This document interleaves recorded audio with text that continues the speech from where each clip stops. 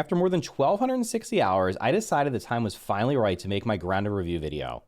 In this video, I'm going to let you know everything you need to know about the game so you can decide whether it's worth playing for yourself. I was able to finish the game from start to finish after 1.0 on a fresh start, so I have a good idea of what the progression feels like and everything else that was added in the 1.0 update to see how it would feel if you're new to the game or if you haven't played it in quite a while. Don't worry about any spoilers. This video is going to have zero spoilers. In fact, most of the footage is going to be me starting a new custom game mode where I show off mostly early game stuff just to give you an idea of all the different systems that are in the game and let you know what I think about them. There might be some clips included from some other parts of the game, but all that's going to be early game stuff that you would run into in the first probably day or so of playing it. So there won't be any spoilers in terms of story, progression, or anything like that. I will talk about the story and the progression towards the end of the video, but I'm not going to mention any story spoilers or how any of the story goes, just kind of my feeling on the pacing of the story and how it progresses through the game. So with that said, let's jump into a custom game mode so I can show you everything you need to know about Grounded so you can decide whether or not it's worth playing. I want to start off by taking a look at the visuals of the game. So we're just coming out of the very starting spawn area, and you could just see this game immediately is strikingly beautiful. The graphics are cartoony, but they're in a almost cartoony kind of realistic way. When you look at the creatures that you're going to see around, the baseball here, the grass, everything just looks amazing. So the visuals in this game are among they're basically the best features. You're also going to have a lot of variation in the biomes. This is the grasslands. This is the starting biome. There are several other biomes that you'll go into. They're going to have noticeable differences from the hedge to the koi pond. These are things that have been in the game for a while, so no spoilers there. You're going to run into those pretty quickly. But basically, every biome has its own little feature, has its own little features, and just looks a little bit different. So you're going to get a lot of variation in what you're seeing as you go through the game. You can also go underground in certain areas.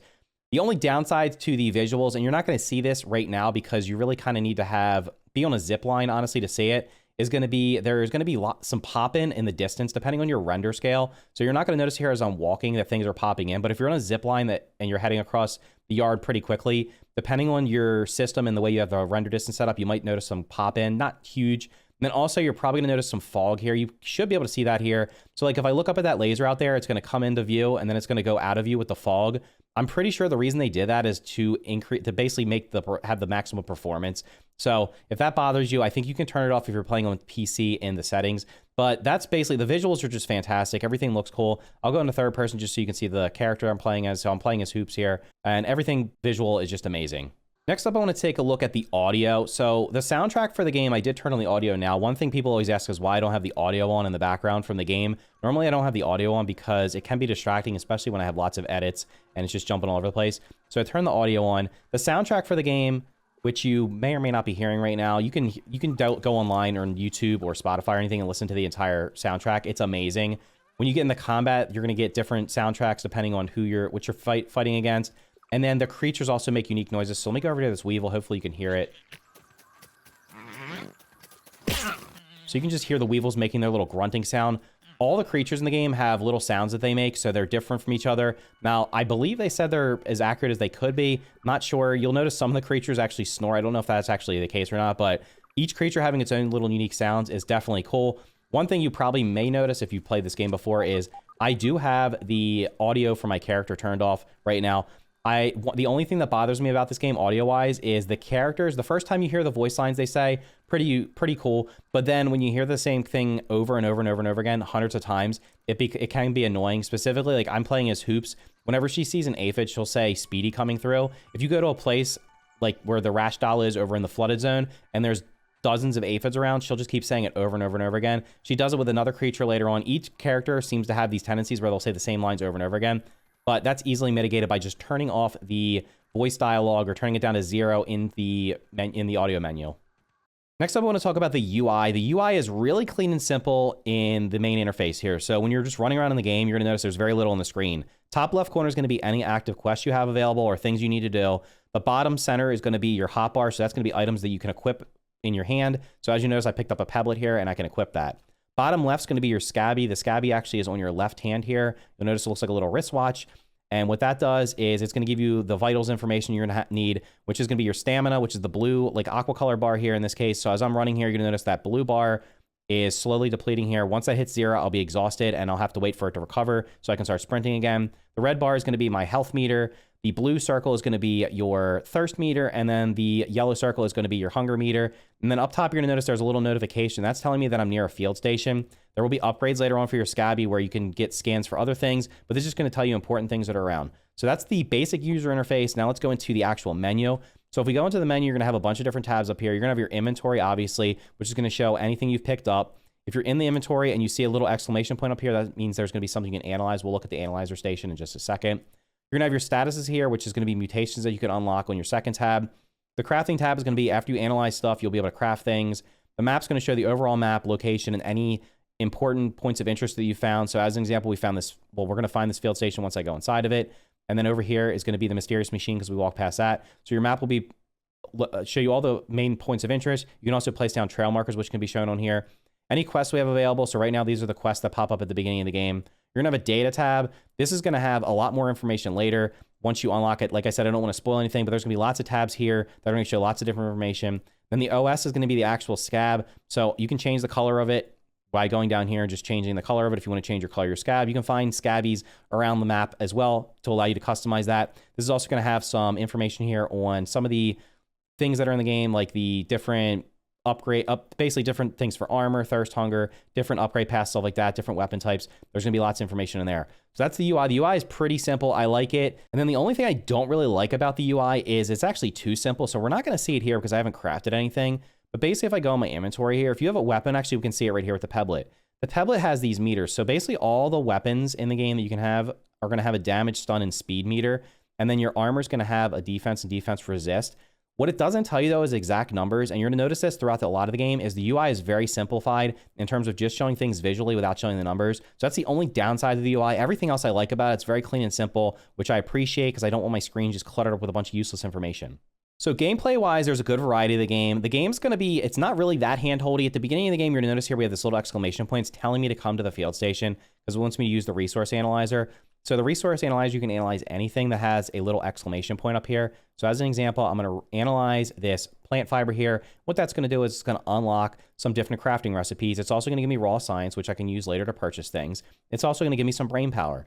So after analyzing some stuff, what you can do is you can go into your crafting menu and notice you can craft certain things. I can craft some weapons here. So we'll craft those in just a second.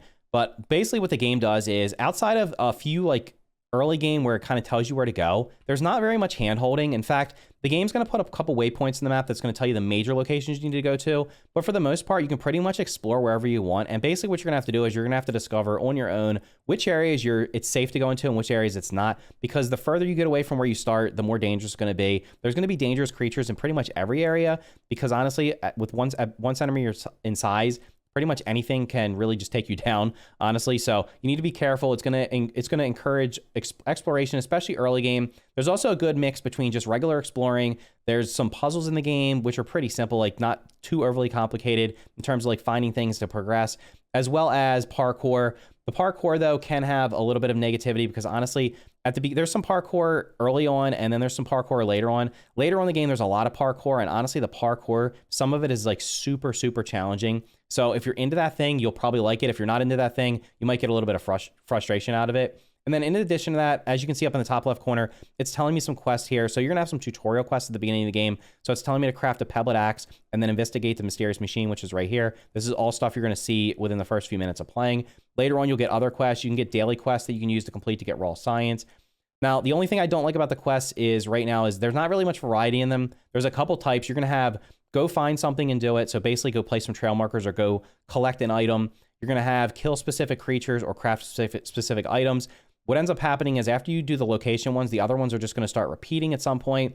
Now, they have said that you're not supposed to get repeating quests for crafting things. That is definitely still happening, but hopefully that'll be fixed in the future. The location ones are actually pretty useful because they usually guide you into the places where you need to go. The crafting ones are easy raw science, but it can get frustrating, especially late game if you're in an area where you don't have the resources you need to craft these things because maybe they require early game resources. So that could use a little bit of work. Extra quests would be definitely useful or helpful, or maybe just add some more variation to the game. And then in addition to that, like I said, the late game, there's a lot of parkour late game. In fact, one of the parts of the parkour where I was trying to get a specific item, it took me almost an hour to get it. It was super, super frustrating because the way that it was set up, the jumping in the game is not exactly the easiest, especially in first person. If you go to third person, it might be a little bit easier for you, but the parkour can be challenging. Next up, I want to talk about creatures. So far we've seen a couple creatures here. You're going to notice we have the little weevil here. One thing they added to the game recently, I think it was right before 1.0, was the peeping feature. So you can go into your little peeper mode here and peep a creature. And what this is going to do is it's going to actually tell us some information about it. So if we go over here to our data tab in our inventory screen here, you're going to see a creature card here. So you're going to notice we peeped the weevil. This creature card is going to tell us everything we need to know about this creature. It has no weaknesses, has no resistances. It's basically a tier 1 enemy because it has 0 hearts here. It's going to tell you if we've killed them. And then it's also going to tell you or how many we've killed. It's also going to tell you anything about it. So this creature that lumbers around the grassy areas of the lower yard can drop raw weevil meat and weevil nose on death. I believe there's also weevils in the upper yard. I think there are anyway, but they're definitely all over the lower yard. But it's going to tell you the resources they drop. And then the useful information here is going to be the strengths and weaknesses, which we'll talk about later. But there is a great variation in creatures, especially early game. The first, like, probably 3/4 of the game, you're going to see a lot of variation in the different creatures in terms of what they look like, in terms of how they interact with you, whether they're aggressive, whether they're neutral. There are creatures, as an example, the weevil is going to be a harmless creature. That means even if you attack it, it's not going to attack you back. There's also neutral creatures, such as the red worker ants that we've seen a couple minutes ago, where if I attack them, they will attack me back. And then there's also aggressive creatures, like the red soldier ants, which they'll just attack you on sight. So there's lots of those. So you have to be mindful of those as you're playing through the game. Most of the biomes, as I mentioned earlier on, have different creatures in them. So you're going to have specific creatures in specific biomes. You're also going to have other creatures that are kind of all over the map. As an example, like the ants typically wander pretty much all over, like those red ants, you'll see them all over the lower yard. They will wander pretty much everywhere. But there's other creatures that are just going to be specific to one biome, and that you're going to have to go there to find them. The only issues I have with the creatures right now are there are too many spiders in the game. If you have arachnophobia, there is arachnophobia mode, which you can turn on. I do not have it turned on. I don't know if I'm going to show any spiders in this video. I might show one clip of one, but I'm kind of going to try to avoid showing off as much as possible. So there's a lot of spiders in the game. There's a lot of different kind of spiders, but there's just too many of them, in my opinion. And then also there's a lot of reskins. So as I said, early game, you're going to notice some variations. You're going to notice a lot of variety in the creatures, like the red ants. But later on, you're going to run into different ants, which are literally just copy pasted models of those with different colors. You're going to notice later on also there's going to be other bugs you're going to see that look, even if they don't look exactly the same, you're going to notice, well, that's the exact same model. Now, of course, they did this to save time in development because with a small team size, it was just not feasible to make like 50 different perfectly unique creatures. But it is a little bit I know a lot of people are kind of frustrated by the fact that, especially in the 1.0 update, most of the stuff that was added was just reskins, and especially later towards like the second half or early access, most of the creatures that were added to the game were just reskins. Next up, I want to talk about the combat system in the game. So the positives of the combat system are, it is very easy to learn. Combat is essentially attack and block. Now, you can block by just holding up your weapon or shield. You'll take less damage than not blocking at all, or you can perfect block, which means you block at the exact time that an enemy is going to attack, the right time, and you'll take 0 damage. So I'm going to go down here and I'm going to just fight this little lawn mite here just to show you the basic combat. So it's going to jump over here, and as you can see, it got the little spark. That means it was a perfect block, so I took no damage, and I just stabbed it with my spear and killed it. So that's basically the basis of combat, obviously super simplified here, but it's basically going to be that same combat throughout the game. You're going to be fighting different enemies. They're all going to have attack patterns. You're basically going to attack with a melee weapon or a ranged weapon. So the other positives are melee and ranged are both viable. There's also a lot of choices for armor and weapons combinations. So you can make lots of different armors, lots of different weapons, basically create your own play style, whether you want to play up close, be a tank, stay far away, being ranged like an archer and stuff like that. There's lots of different builds for that. The downsides are going to be the combo system. So as I'm attacking here with my weapon, you're going to notice that even though the attacks, actually they all look a little bit different with that weapon, with the axe, it's going to be definitely noticeable. We're on 1 attack, 2 attacks, then 3 attacks.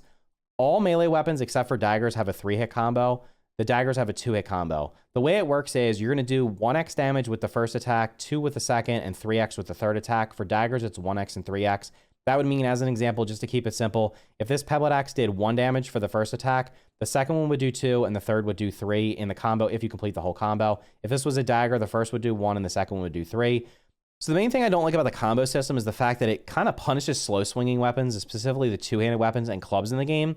With a fast swinging weapon like the spear, you're going to notice here that I'm getting lots of attacks in fast. With a dagger, you can get lots of attacks in fast. With most one-handed weapons, they're pretty fast. The axes are actually on the slower side, but with the two-handed weapons, you're probably not going to get that third attack in from the combo when you're fighting beefier enemies, which means you're going to be doing less overall damage per, like, basically lower DPS than before they put the combo system in. Before the combo system was in, every weapon basically did the middle attack. So this does 1 times, this does 2. It'd be doing that second attack every single time in terms of how much damage it was doing, even though the animation was different, which means basically now it's going to take longer to finish fights. In addition to that, they have the creature strengths and weaknesses, which you can see from the creature cards here. So as an example here, I peeped a red worker ant.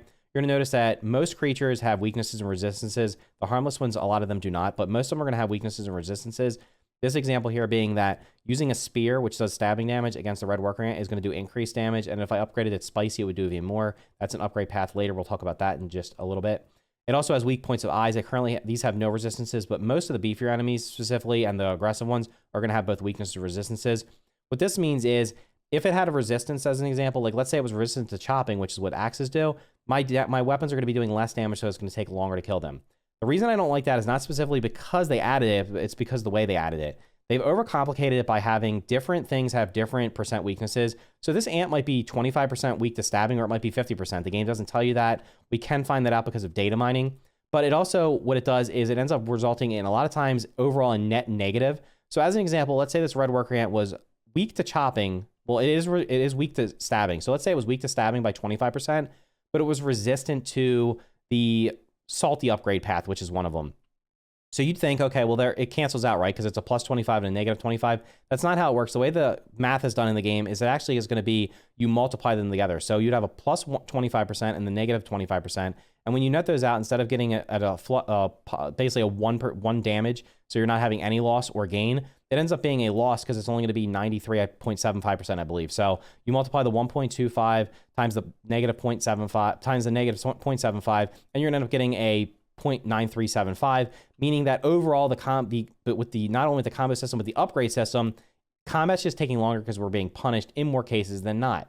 Then in addition to that, you're going to notice there's going to be very little diversity in enemy attacks. So if I went and fought a red worker ant, later on when you run into different kind of ants, most of them are going to do the exact same basically have the exact same attack patterns. This is really noticeable in spiders, where the spiders basically all have the exact same attack patterns, and there's only very little variation. Like as an example, one of the ants you'll run into later on can spit acid at you, or one of the spiders will spit webs where another one doesn't. Those are kind of like the things that are like slight variations, but overall the combat is kind of very basic, which to some extent can be positive if you're just not looking for like a super complicated experience in terms of combat. But at the same time, it just makes the combat get boring and stale pretty quickly, because once you've seen an enemy once, you know that its attack patterns. And then when you see a reskin of that enemy later on, it's probably going to have very similar attack patterns. And then in addition to that, the creatures get stuck on the terrain and on basically they spawn inside the terrain sometimes. So you might find a bug spawning inside this rock. There used to be a feature where you could click a button inside the menu and it would basically make the bug come out and you'd be able to have no problems. Now what ends up happening is a lot of times they get stuck in a rock, and the only way to get rid of them is going to be honestly to kill them using like a gas arrow or something like that, because there's no way to get them out. They also get stuck on the train all the time. I was going to show like a montage of clips here, but I just don't really feel the need to. If you've been following my channel, or if you go look at my channel, especially my YouTube shorts, there is just a whole host of bugs getting stuck on things. Whereas like I can just perfectly walk over things like this. A bug might come here and just get stuck on this terrain, or it gets stuck on a leaf or something like that. You can make it happen on your own, but a lot of times it happens. Basically, it just happens. So you can force it, but also a lot of times it'll just happen. I watched a friend play through the game after 1.0, and many, many times he'd be fighting a creature, and the creature would literally just walk up to like a weed like this or something and get stuck and stand there while he killed it. Not even trying to do it on purpose, it just happened. So that's something that hopefully will be fixed in time. I don't know how likely that is to happen, but the creature AI is pretty bad in the game, and it makes the combat, in addition to the other things, just kind of underwhelming. So overall, combat is just kind of like underwhelming in the game. Next up, I want to talk about mutations. You can see which mutations you've unlocked by going to your status screen. I don't want to spoil anything by showing any of them off, so that's why I haven't unlocked any of them in this new save here. But you'll notice there are 33 mutations in the game right now. At the beginning, you can only equip 2 of them. Later on, you can equip up to 5 of them via some unlocks, which we'll talk about in just a little bit. So the positive is they can enhance gameplay. Some of them greatly enhance gameplay. One that I do want to talk about is going to be Natural Explorer. They buffed that in the 1.0 update or shortly thereafter. And basically, you'll see how fast I'm running here or how slow I'm running. When you get a Natural Explorer unlocked, you can run much, much faster. It is that is a noticeable improvement to the game, the gameplay experience. It's one that I will be using 100% of the time now once I unlock it. The negative is going to be you can only have up to 5 unlocked at one time as a maximum. At the start, you only have 2.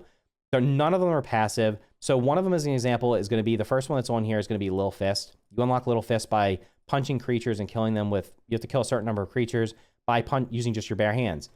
The downside is going to be once you unlock that, you have to have that mutation equipped or you don't get the benefit that you're going to get from that mutation, which is doing extra damage from punching. So there's also many of them are underwhelming. So the overall, what you're going to find is that many of the mutations, while some of them can greatly enhance it, like the Natural Explorer is noticeable, many of them through your gameplay, you won't even notice if you have them on. There's actually situations where some of the mutations, because of the way damage is calculated in the game, they might say they're going to give you a bonus, but in reality, they're giving you 0 effect just because of the way damage is calculated. And overall, with none of them being passive, I just don't like the mutation system is kind of like a miss for me because it could be really cool. It could be like the skill system from 7 Days to Die or the skill system from Valheim. In 7 Days to Die, you earn perks or perk points where you can unlock perks. So let's say I wanted to unlock that little fist. Once I unlocked it, I have access to it all the time. It's basically a passive mutation that I get bonuses from. Or in Valheim, using a weapon, like if I use a spear and kill stuff, you'll level up your spear so you're doing extra damage with the spear. In this game, the only way to get that extra damage with the spear is to unlock the Javelineer mutation and then equip it and have it equipped. If you unequip it, you suddenly lose the ability to get the extra damage, which is something I don't like. So that's something I've talked about in the past. I really hope they kind of look at that in the future, making some of the mutations passive and having a selection for the other ones to make them active. I just think overall that'll be rewarding for it'd be more rewarding for unlocking them. Also make the overall gameplay experience better. Like most survival games, Grounded has a crafting system. So let's talk about crafting next. The way to unlock crafting recipes is going to be, you're going to go over here to the analyzer. Anything that has this exclamation point, we're going to analyze it. And it's going to unlock things. I think I showed this earlier, but I just wanted to show it again. It's going to unlock all these things. These are basic things. You're going to find clovers on day 1. So after you analyze things, you can go to your crafting menu and it'll show you things you can craft. As an example here, we can craft crude rope. If it doesn't have a little symbol over here, that means you can just craft it by hand. If it does have a symbol, you're going to need a specific crafting station here. Going over here to the weapons, you can see the basic weapons you can craft by hand. With armors, you're going to need a workbench, which is going to be obviously like a standard crafting station. Getting the workbench is going to unlock the ability to craft many more things. So the crafting system's super easy and super easy to unlock things by just analyzing them. If it has a little exclamation point here, just go over to the resource analyzer at any field station, analyze it. It's going to unlock more crafting recipes. In addition to unlocking the recipe super easy by just analyzing things, you can also go to the resource analyzer, go down here to brain power. You'll notice when you analyze something here, you're going to not only get raw science for analyzing it, but you're also going to get brain power. Everything you analyze is going to give you the raw science and the brain power here. Once you get to the threshold of each level, it's going to unlock it. We can go down here to brain power unlocks. You'll notice that because I analyzed the red ant part, that I'm actually able to see the red ant armor down here. Also, because I have the brain power level 1 unlocked, I can see all these things here, even if I wouldn't normally be able to see them. And then we've even gotten down here to level 2. As you upgrade these, what will end up happening, as you upgrade your brain power here, what's going to end up happening is you'll probably find situations where you'll unlock things that you haven't even discovered yet. And that'll help prevent you from getting basically soft locked by progression by not having the right resources.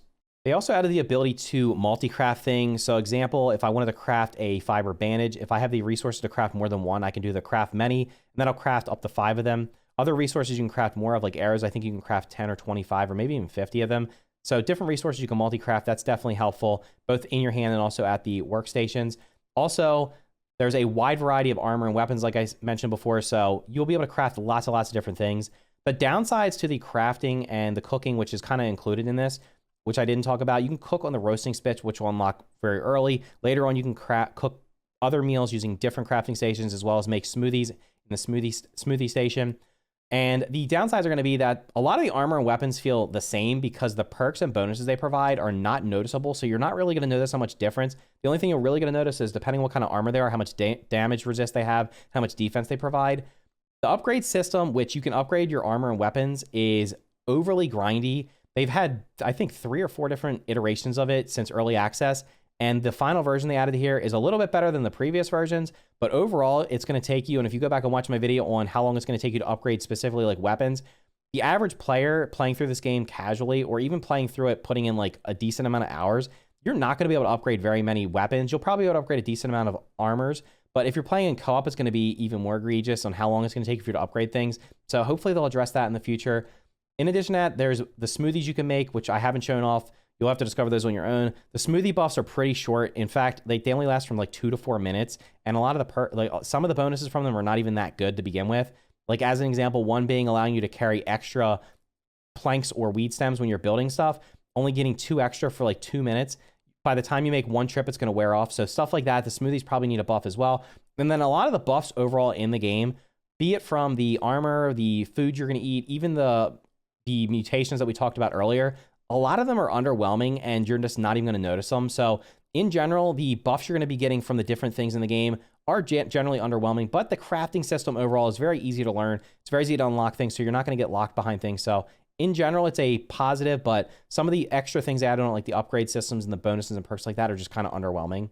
Next up, I want to talk about the milk molars. So milk molars were added sometime during early access, and I'm not going to show you where they are so you can find them on your own, but milk molars will essentially be vitamins that are shaped like a tooth. There's both white, which are regular milk molars, and gold, which are mega milk molars.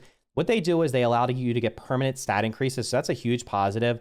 As an example, the regular milk molars will let you permanently increase your health or stamina, as well as a couple other things. The mega milk molars are more on the resource management side, where they let you increase the amount of things you can carry in terms of stack size.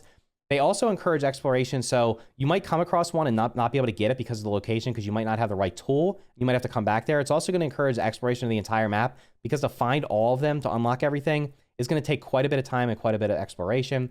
They also encourage returning to places, so like I was just saying, maybe you find one, but you don't have the right tool to break it or get to it. You might have to come back there later on in order to get it. However, the one negative is going to be the parkour for getting some of them. Some of these things, as I was saying earlier with the parkour, one of them took me almost an hour to get because of the location. It was absolutely like I was racking my head against wanted to bang my head against the desk because of how hard it was to get. So some of them can be quite challenging to get. That can be interesting in some cases, but also in other cases can be quite frustrating. But overall, the Milk Molar edition was definitely a positive to the game. Now let's talk about my favorite system in the game. And if you've been watching me at all, you're probably going to know what this is, and that's going to be inventory management. So let's talk about the positives of inventory management. Now in this save, I haven't crafted any storage bins, but they did add the ability to hot deposit. So basically what that means is you walk up to the storage bin, press the deposit, and it'll just hot deposit, hold down the deposit button. It'll hot deposit anything in your inventory that matches in the chest. So as an example, if I had a chest or storage basket with plant fiber in it and I walked up and held the hot deposit, it would deposit all of the plant fiber. They also added a super hot deposit feature where as long as you're within the proper distance of the storage basket, you can just press a single button and it'll hot deposit everything.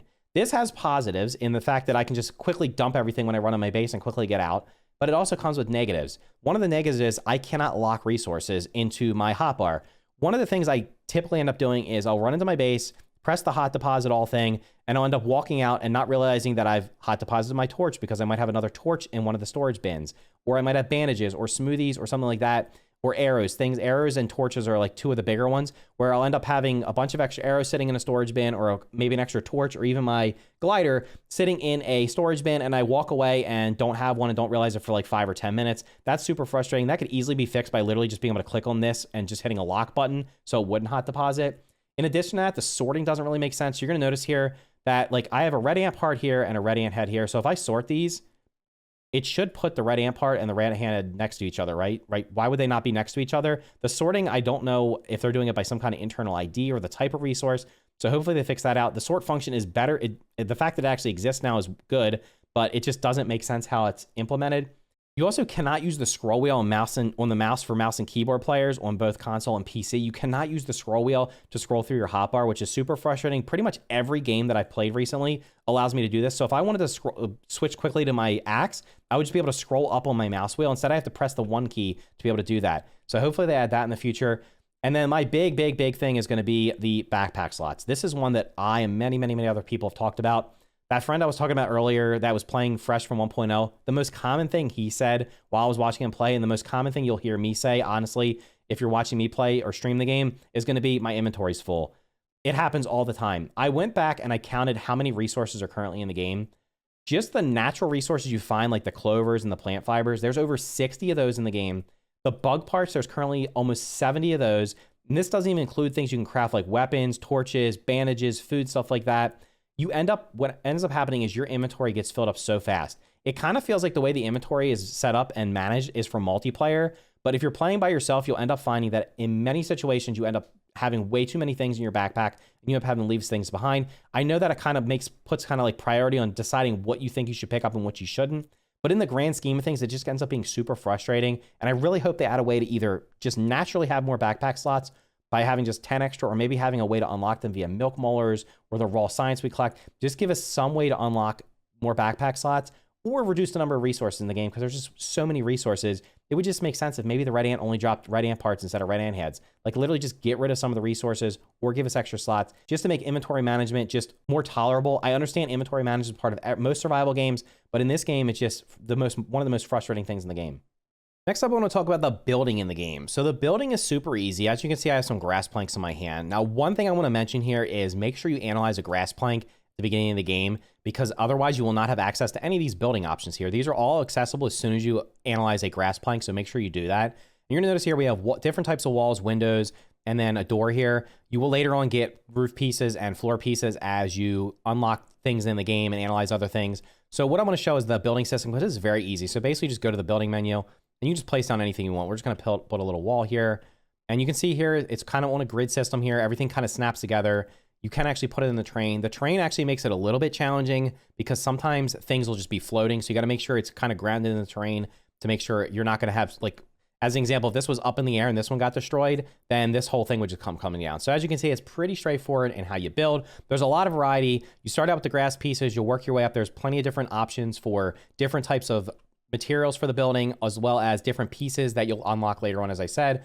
It's also completely optional. If you watched my 1.0 playthrough where I started right on launch day and played it all the way up through the entire game, I beat the entire game without building any bases at all. All I did was build a single, I had over on the lily pads by the koi pond, I put all of my crafting stations, everything like my bed and everything over there, and never built a single wall outside of the base defenses. So it's completely optional, which is also a positive if you don't care about the building. The negatives are gonna be, it requires a lot of resources. Like this wall right here requires 4 grass planks. Later on, you'll unlock other things that require more. Some of them require more than 1 resource, and it just takes a long time to build if you're grinding the resources, especially if it's the ones like the grass planks where you actually have to go carry them all. Even though you can put them in a pallet and stuff like that, it'll take you quite a bit of time to build your base. Another downside is the grid system. So even though the grid system makes it easy to build, it can also be frustrating because sometimes you might just want to place something like off the grid a little bit, and you'll notice that if you get anywhere near one of the touch points here, it just automatically snaps to it. You can sometimes just put like stuff down here like this, where however you want, but a lot of times you're gonna end up being stuck to that grid system, especially if you build up and you have floors. Once you have a floor built, it's just gonna kind of lock you into that grid system. You can't just place things wherever you want. So that can kind of derail some of your builds if you're trying to get super creative. And then last of all is gonna be it's currently missing some pieces, specifically like there's no vertical half wall. So you'll notice here we have the horizontal half walls. This is probably something that by the time you watch this might get added after I'm recording it. It's definitely something that's on their radar, is that like right now I can put down this half piece here, but if I wanted to build a half wall here that's vertical using the 2 pieces, they don't exist. And there's often times where you'll find where you actually need that piece. So that's probably going to get added in the future. So not a huge downside, but like I said, the positive is basically it's completely optional. So you can either do it or not, and it's really up to you. Now, along the lines of the base building is going to be base defenses, which were originally in the game back when early access started, but they quickly took it out because they were kind of broken in how that one specific enemy was infinitely spawning and basically destroying everything. So they took it out, but now they're back in the game. There's a couple different kinds of base defenses. There are faction reactivity, where killing specific enemies or being in their territory too long will result in them attacking your base. The base they attack, I believe, is the one where you have your respawn point set to, or the one you're closest to. So if you have like 10 bases set up, they shouldn't attack one that's really far away. They should attack the one that's closest to you. There's also base defenses in terms of optional ones, which are mixers, which are around the map. And then there's also a base defense later on that is going to be required. So the base defenses give purpose to building, which to me is kind of important. Like, why build a giant base that's just cosmetic if you're not going to actually have to do anything with it? Like, I've built many large bases, and then what I end up finding out is like I really don't need them because there's just a bunch of space in them. It's like having a mansion in real life and realizing now I have to fill these rooms with furniture that I'm never going to use. So why even have it? Just have a small house. So it does give the purpose to building. The mixers also have mostly unique waves. So there's different mixers around the map that you'll run into, some in the lower yard, some in the upper yard. You'll notice that they will have different variations of creatures, which is pretty cool. And they're going to range in difficulty from pretty much very easy to the first one you probably run into to pretty difficult later on. The negatives are going to be, for me specifically, and I know this doesn't apply to everybody, is the faction reactivity is just not frequent enough. When they first put them in, a lot of people were complaining because they built these giant bases and then their bases were getting destroyed. Now they've kind of went in the opposite extreme, and in my entire playthrough from 1.0, I think I had 1 base raid because I had built on the lily pads. So you can avoid them if you build in specific areas.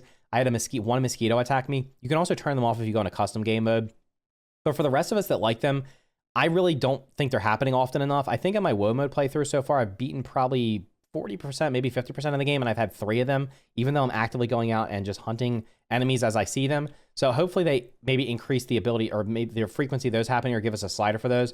Also, the mixers that you're going to run into, like I said, they're not repeatable, unfortunately. I love base defenses. Having them be optional is fine, but having them be repeatable will be even better.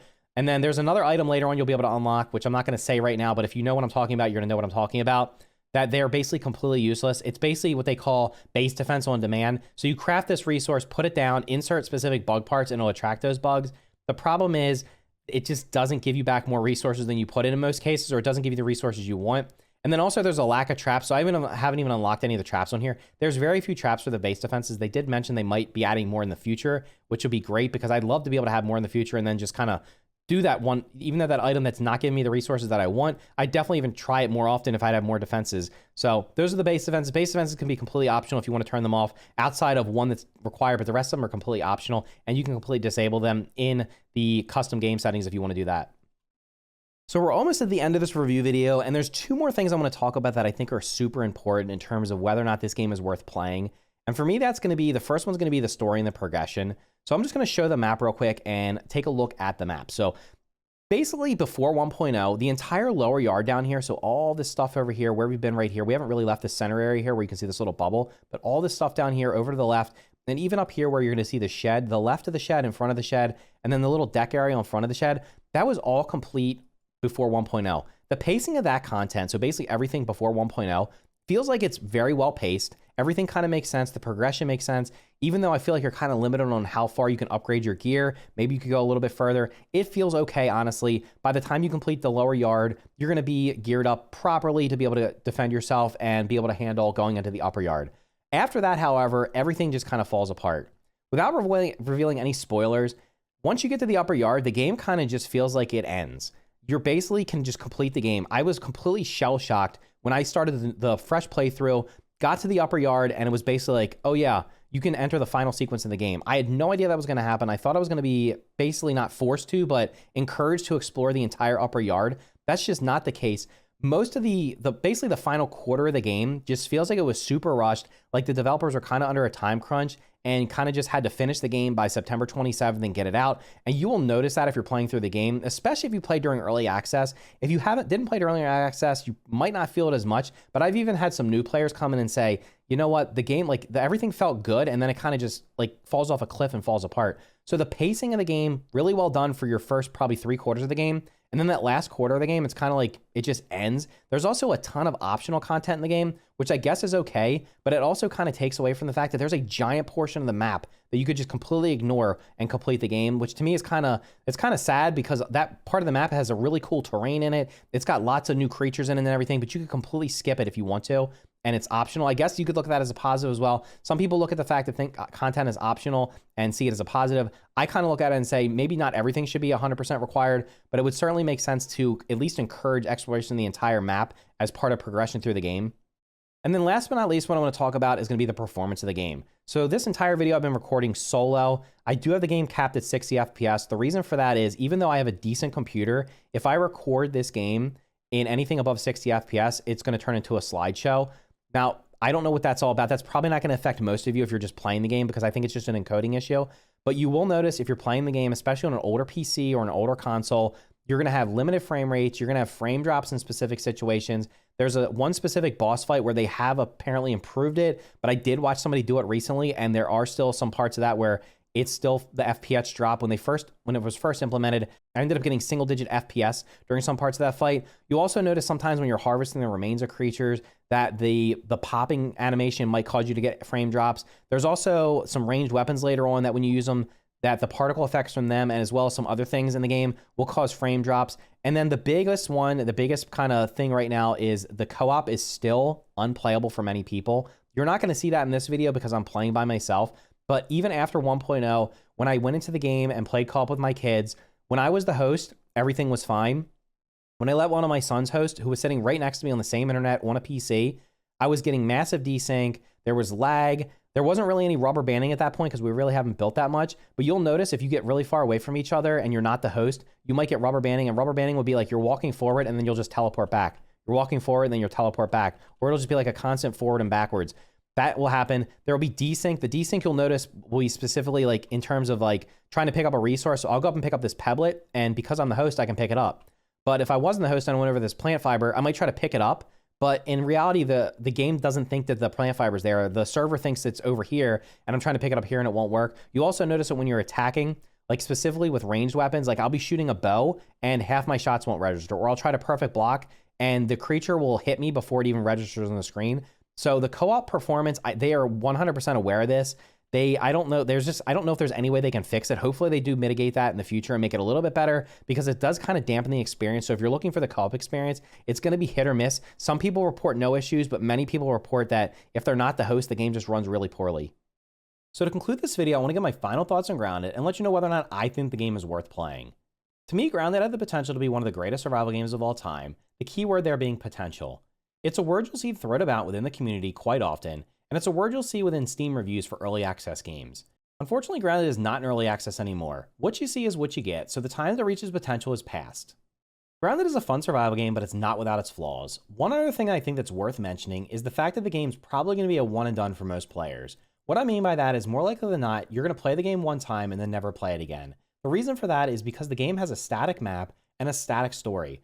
Every playthrough is going to be pretty much exactly the same with very little variation due to the fact that the bugs all spawn in the same places, the resources spawn in the same places, and the story doesn't change. So that's something to consider when you're thinking about playing the game. And for that reason alone, I would recommend, if you do decide you want to play the game, my recommendation would be to play it via Game Pass, which is honestly the recommendation that developers usually give.